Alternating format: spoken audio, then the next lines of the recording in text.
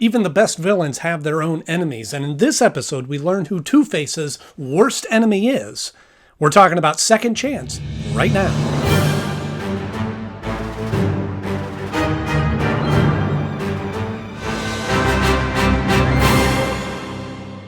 Hello friends, welcome back to the show. So glad to see you once again, and if you're new here, so glad that you stumbled upon us, because this is the show where we look back at Batman the Animated Series just like what we grew up on. So stick around, hit the subscribe, because today we're talking about Second Chance, which originally aired on September 17th, 1994.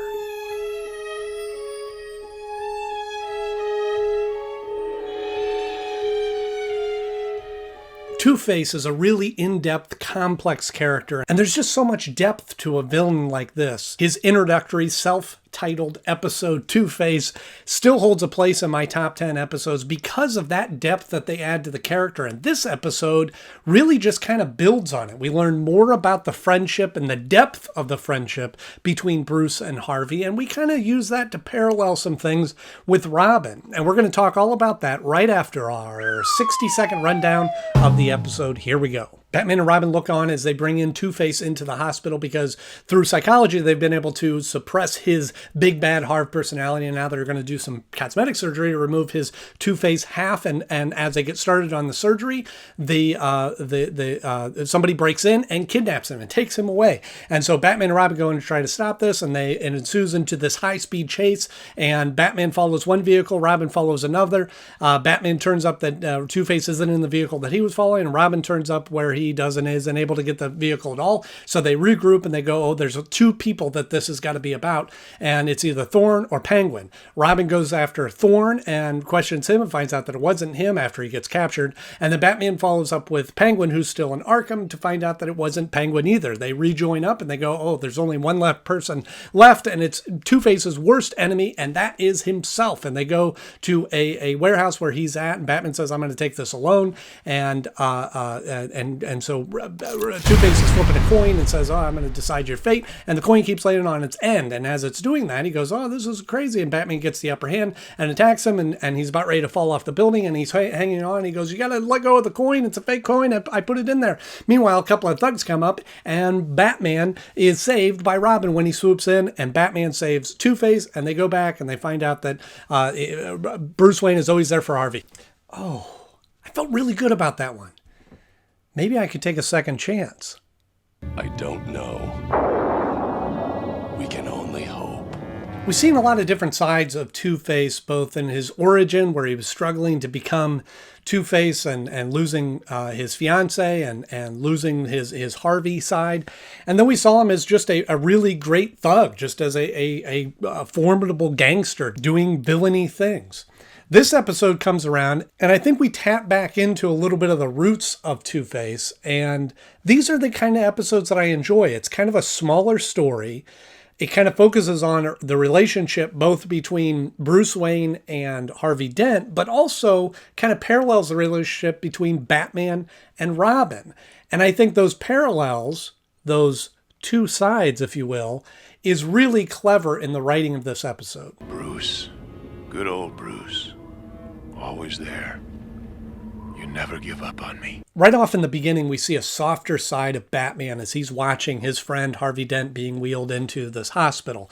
And then we also see that reflected the same way as Harvey Dent, Two-Face, is getting ready to go under the anesthetic, that he's talking about, and he's remembering Bruce Wayne, because Bruce Wayne is actually funding this surgery. And he has fond memories and speaks very highly of him. Good old Bruce, he's never given up on me. Always been my best friend. And as you know, we talked about before how in the third season it's now become Batman and Robin Adventures. And I know a lot of people have different opinions about that. We all know the story that was kind of pressed upon the producers from Warner Brothers that we need more Robin, and they mandated that they put Robin in every episode. I personally like the way they did it before, where they brought Robin in once in a while as the story called for Robin to be in there. And this was an episode that as I started watching it, it felt like wow, Robin's just getting in the way. First, when they're on this chase trying to capture these vehicles, Robin went after the vehicle that Two-Face was in, and it got away from him. And then they split up and kind of divide and conquer, and they have Robin going after Rupert Thorne, and while Batman goes after Penguin. And Robin's on this little side mission by himself. He makes an amateur mistake of not being aware of his surroundings, that he gets captured and questioned by Thorne. And it's only because they decide to take him off to a bridge and not just shoot him there that he's able to escape. But that was obviously a deliberate choice in doing that, because that started to create a little bit of tension between Batman and Robin. You can see his frustration that Robin messed up and let Two-Face get away. Sorry I wasn't able to stop him. I'm sure you did your best. And as usually is the case, when things get really personal, Batman tells Robin, "Not this time, Robin. This is something I have to do alone." I don't know if this was deliberate or not, but it's great foreshadowing, because we all know that Dick Grayson eventually grows out of being Robin and being under Batman's shadow and breaks off on his own and becomes Nightwing. And I think these kind of elements where we're seeing Robin older, he's a college student in this series, that we start to see that adult to adult kind of interaction between Batman and Robin, where he's been working with Batman for a long time at this point. He should know better and not make these amateur mistakes. And so it creates a little bit of that friction, a little bit of that frustration between Batman and Robin. Right, and I'm just the kid in tights. But luckily for Batman, Robin doesn't listen to him, and he swoops in at the end and ultimately is able to save Batman while Batman's trying to save Two-Face. Good thing I decided to tag along after all.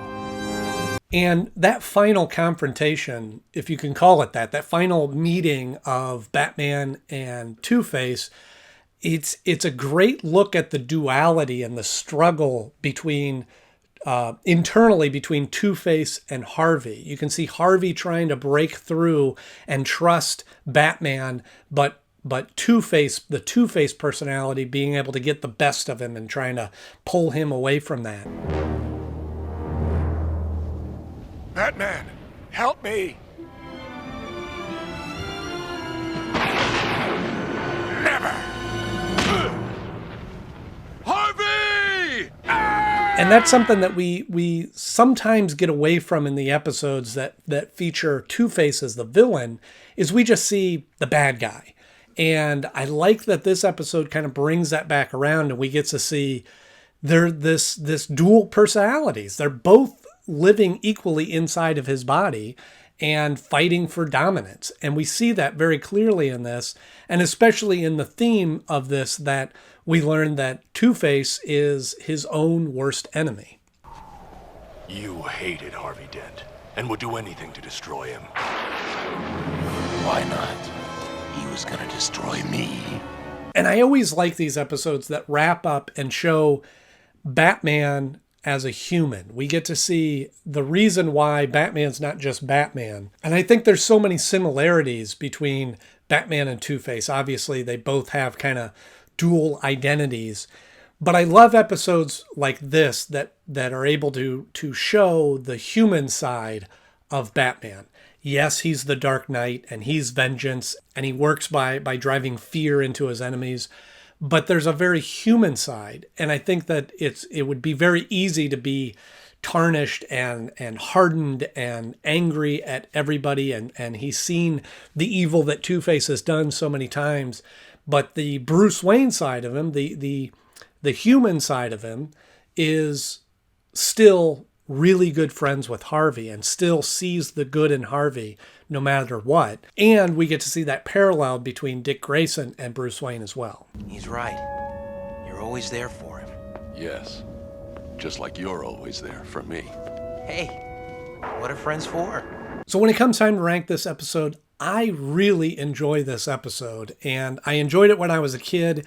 And this is another example of those episodes that, watching it back now, 20 plus years later, there's so much more that I picked up on it that I missed as a kid. And I think that that's what makes Batman the Animated Series so great, is episodes like this that have such a deep, rich, layered story that you can continue to get things out of the more you watch it throughout the years. So for all those reasons, I put it at the number 21 spot of my favorite episodes so far. It falls just below The Forgotten only because The Forgotten kind of takes a different, unique approach to storytelling, where Batman has amnesia and doesn't know who he is, and it's just a much more unique story than this one.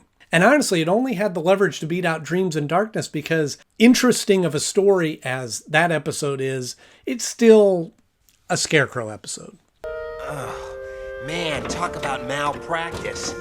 So what are the episodes for you that you watch back later as an adult and get more out of it now than when you did when you were a kid? Let me know in the comment section below. If you enjoyed this episode, hit the like button. If you want to see more of these episodes, hit subscribe because we have new episodes coming out every Tuesday and Thursday. And this Thursday, we have the episode Riddler's Reform, so you don't want to miss that. As always, I'm Andy Knode. Thank you so much. I'll see you soon.